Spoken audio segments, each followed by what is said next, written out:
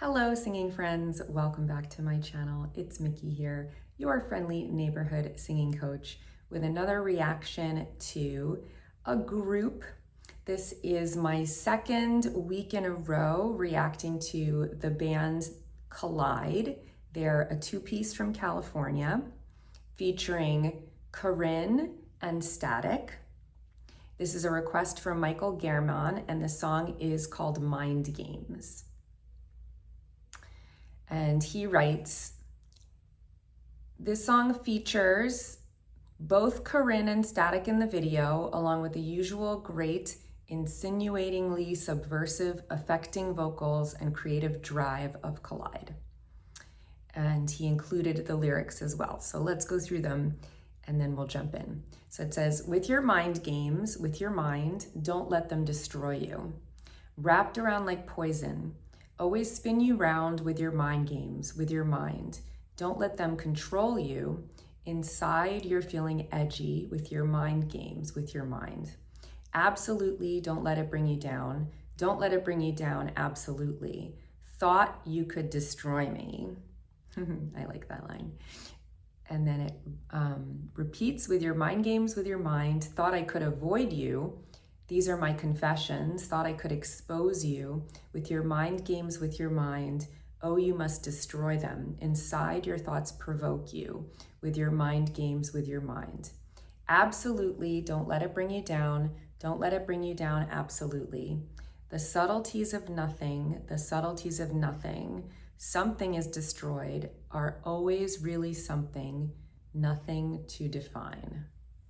Okay, so this is another set of lyrics that could be taken in two different ways, which I really like. So the way that I was reading it at first is like you're talking to yourself, you know, and you're getting stuck in like ruminations and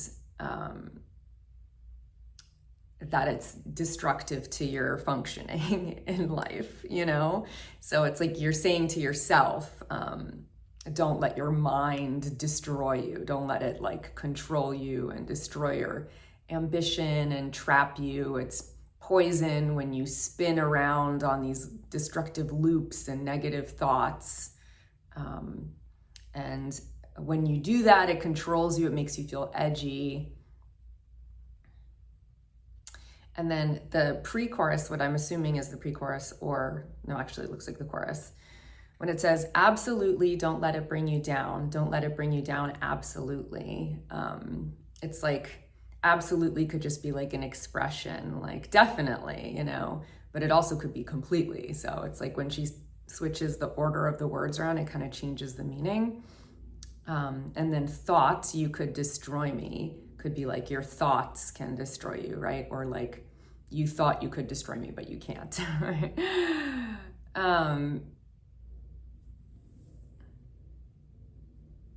And then like thought I could avoid you, you can't avoid yourself, you can't avoid your own mind, right? These are my confessions, because you can't, I mean, you can lie to yourself, right? But also you really can't really hide anything from yourself. Ultimately, thought I could expose you, because if people know your thoughts, you're completely exposed, right? Your thoughts provoke you, you must destroy them. And then at the end, the subtleties of nothing, like you can ruminate on nothing forever, you know, and like create something out of nothing. So that's the way that I was reading it at first. But then I was like, well, you could be talking to another person as well, right? Like you could be saying that somebody is playing mind games on you and like trying to control you. But I kind of like the first interpretation better. I guess because I relate to it more, you know, like I don't really have anybody in my life that I allow to manipulate me anymore, you know? And I think where I get hung up is I do like ruminate about things a lot and like get stuck in negative thought patterns and things. And I think that comes from just being like an introvert and like over analyzing and like over intellectualizing things. So it's something that I work on. So I definitely relate to that interpretation. All right, well, let's jump in. And as always, like, let me know what you think in the comments about the lyrics and what your interpretation is. And let's see if the video provides some clues.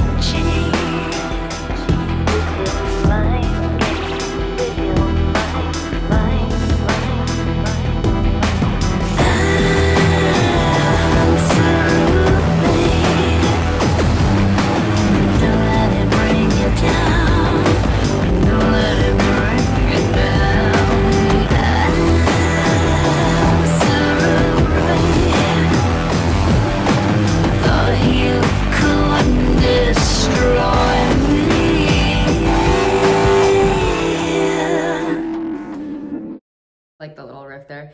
Me, or me, I think it was. That was pretty. So very interesting video already. Is it Magritte that they're referencing with the hat and the, yeah. So I like the art historical reference with Rene Magritte, you know, with the suit and the bowler hat and the frame. Was he also with the fish, or is that like another surrealist artist that they're referencing? Oh yeah, he was the fish as well. So very cool. My father is an art history teacher, and well, he's retired now, but he's also an artist, and my mother's an artist as well. So I kind of have like osmosified a very baseline level of art history, but I have not gone to galleries or art shows in a long time. I tried a little bit to take the boys, but I haven't done it as much as I should, and I'm not caught up on like contemporary art at all. And I'm forgetting all of the art history that I once knew. So it's pretty sad, but I want to get back into it. But yeah, I always love when music videos tie things together holistically and bring in other disciplines, because I do think that all of art is connected. I like the effect that she's using on her voice. I forget what it's called. Is it like a vocoder or something? It's like a vocal harmonizer, but I think there is something called like a vocoder that does that, which is something that Imogen Heap uses. There's that one song of hers that's really beautiful. That's like, where are we? What the hell? Hide and seek. Imogen Heap vocoder. See? It is. I'm not crazy. See, it's all floating around in here somewhere. I'm like a dementia patient. Like, is it Magritte? Is it a vocoder? But it's like, you know, my brain is like one of those magic 8 balls, and if you like shake it, eventually the answer will like float to the surface through like my mom brain and my like brain damage. But yeah, so I really like that effect, and it's quite cool how experimental Corinne is. I don't know who's more responsible for the music production and how much input each of them has, but they do seem both to have a really great partnership and be very creative and inventive. So it's almost like, you know, when you try to analyze her singing voice, there is a lot there, but it's not like her singing voice is so exposed. It's much more filtered, and there's like effects on it and layers and things, and it's mixed in with the rest of the music production. I do think she has a good voice, but I also really like how she's playing with effects and altering her voice. So, you know, when you have a harmonizer, you sing or play a melody line, and then it adds intervals. It adds additional voicings that make sense within the chord that you're playing with. So it follows your melody, but it's going to harmonize sometimes in a way that makes sense with the chord, and sometimes it's a fixed interval. And so then you have to be careful that it makes sense with the underlying chord progression, right?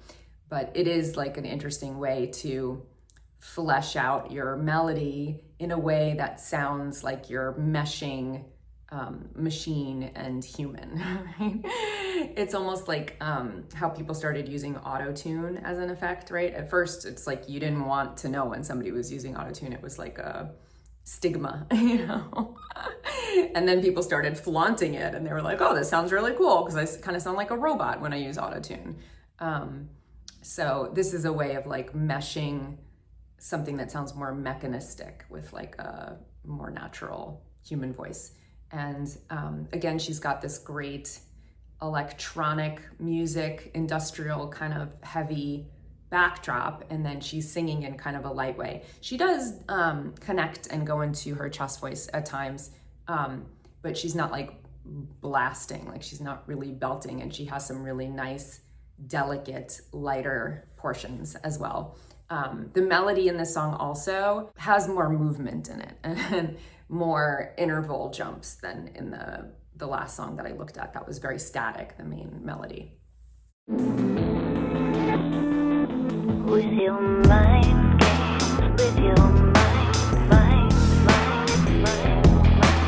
All I could avoid you. These are my confessions. That I could expose you. With your mind games, with your mind. Oh, it must destroy them. Inside your thoughts provoke you. With your mind, with your mind. I'm so ready. Don't bring it down. Don't bring it down. I'm so ready.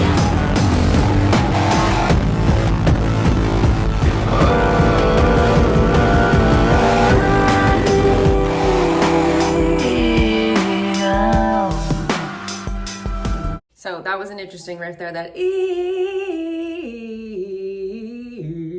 right. It almost sounded like it was reversed, you know, the notes that she chose and the way that she kind of like slid around. It sounded like she sang a melody and then they flipped it and had it play backwards.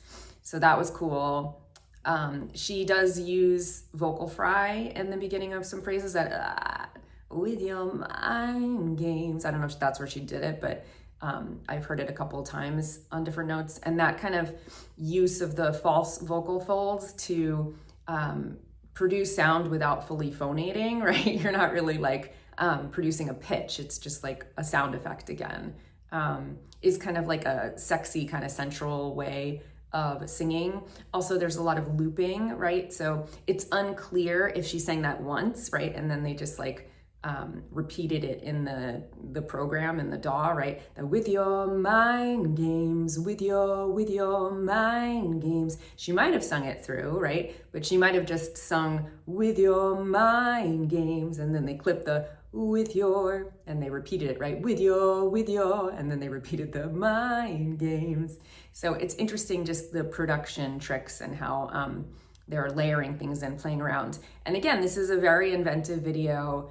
Probably didn't cost that much to make, but it's much more creative than just having them play live in a room, you know, which a lot of bands do.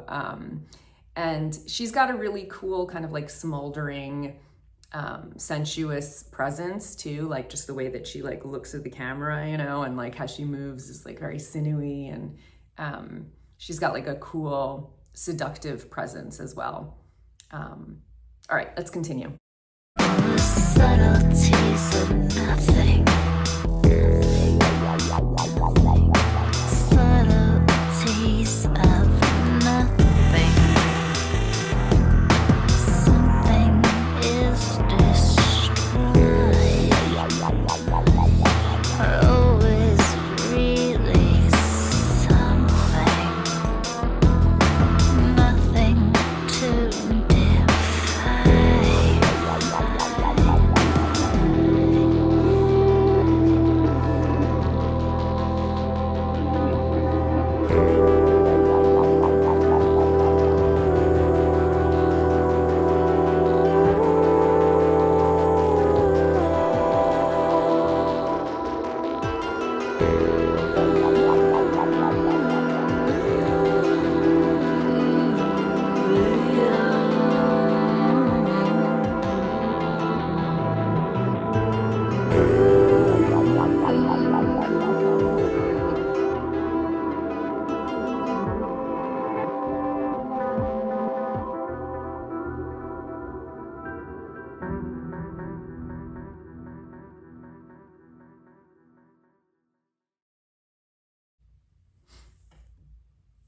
Very cool. And there was some like reversed guitar at the end as well. So they are playing with that like perception of like forward time and backward time, right? I wonder how they did that like split screen, because you could do it with a mirror, obviously, right? If you're like going behind a mirror, you see like half of you and then you see double.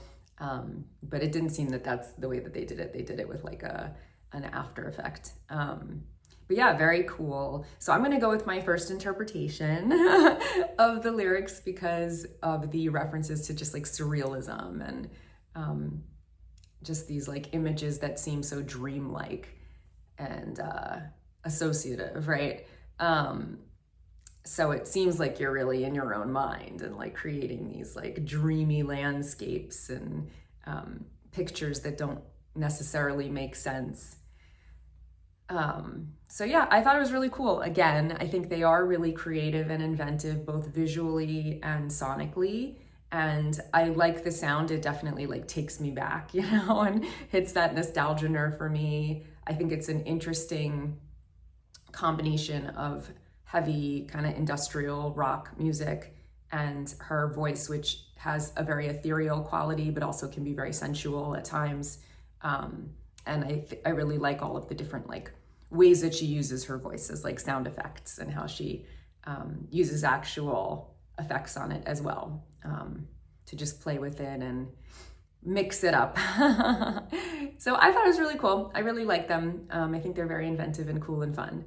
So thank you for suggesting it, Mike, and I hope that you liked my reaction. And I'll see you guys here next time. Until then, take care. And of course, happy singing. Bye.